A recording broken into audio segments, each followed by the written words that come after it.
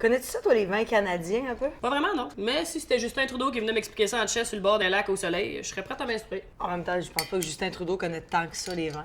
Mais je te disais ça pour la partie en chess, pas mal plus que pour la partie connaissance viticole. Ah.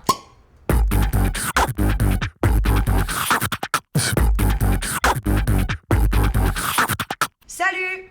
Hi! Aujourd'hui, si on vous parle dans les deux langues officielles, c'est parce qu'à boire avec les grandes crues, on parle de vin canadien. Parce qu'au Canada, il n'y a pas juste la politique qui donne mal à la tête, le vin aussi. Ouais, puis nous autres, tant qu'à se réveiller hangover, on préfère que ce soit parce qu'on a trop bu de vin de l'Ouest canadien, pas parce qu'on a essayé de comprendre c'est quoi la péréquation. Bon là, attention, qui dit vin canadien veut pas nécessairement dire vin qui goûte le café Tim idéal à boire dans une cabane à sucre. Mais non. Petit truc ici de professionnel, une petite lampe de rouge dans un café latte du Tim le matin, ça donne un kick à ta journée qu'une roussette au miel peut pas t'apporter. Les provinces canadiennes dont le vin est le plus reconnu, à part le Québec, sont l'Ontario et la Colombie-Britannique. Là, c'est pas qu'ils font pas des bons vins à Saskatchewan, c'est juste que moi, je trosse plus leur sable bitumineux que leur pinot grigio. Puis du côté des territoires du Nord, comme le Yukon puis le Nunavut, des glaciers comme terreau fertile pour faire pousser de la vigne, ah, c'est pas l'idéal. Non.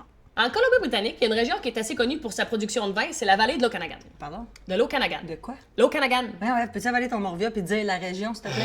C'est la vallée de l'Okanagan. Bon. La vallée, oh, de l'Okanagan. OK. Alors, il y a des super bons vins qui proviennent de la vallée de l'Okanagan. Et en Ontario, une des régions les plus reconnues pour sa production, c'est la péninsule de Niagara.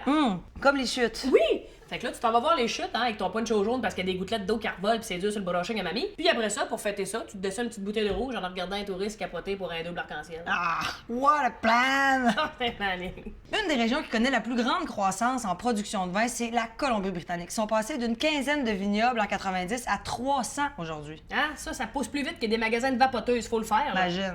Le vin canadien, c'est un peu comme le soccer au Canada. Ouais, ça se boit d'un parc. Non, dans le sens que c'est pas parce que l'Espagne puis le Portugal ont meilleure réputation à l'international que ça existe pas ici. Faut juste s'intéresser un peu plus à ce qui se fait local. Non, mais faut se l'avouer quand même, on consomme pas grand-chose du reste du Canada. C'est assez rare que quelqu'un load sa carte de crédit pour acheter 4 billets de Nickelback. mettons. Non, c'est ça.